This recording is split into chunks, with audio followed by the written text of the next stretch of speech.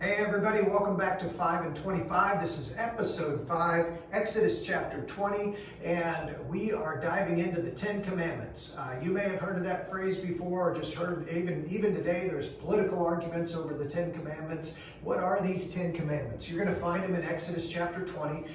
Moses, in our last episode, the people were being released from slavery. They had been in Egypt. They had been slaves for multiple generations, and now God's going to give them instructions on how to live in the Promised Land.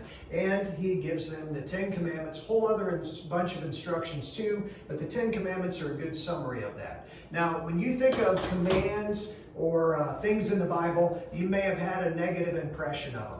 But here's the big idea for today, and I hope you'll consider these commands in this way. Here it is.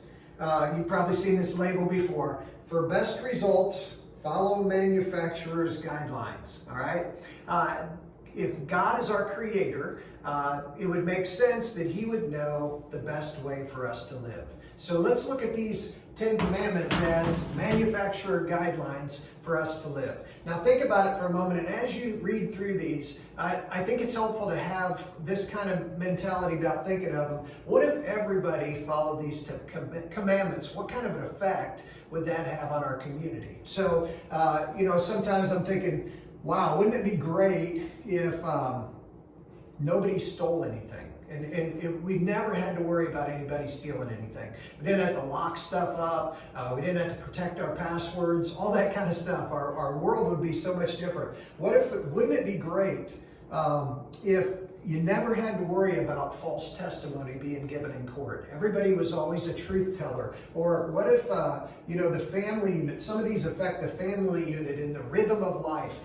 So just as you read these commands, I want you to think about that, think of them as manufacturer's instructions, and that God in His love is showing His people, and it applies to us today, the best way to live. Now, for those of you that are brand new to this study, and we're glad that you're participating in it, one of the things I want you to consider, because some of these have to do, especially the first 3 or 4, have to do with worshiping God.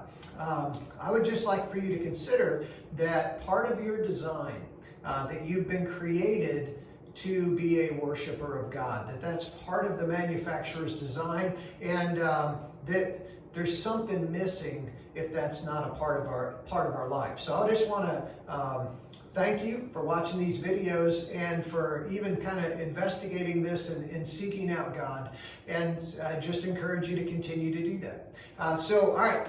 So God's going to give these instructions. They're on their way to the Promised Land. Remember, there was some land that was promised to Abraham, and we're going to see that God's a promise keeper, and He's going to fulfill this. And next episode, we're going to pick that up where they've actually entered into the Promised Land. So I'll see you in episode 6. God bless.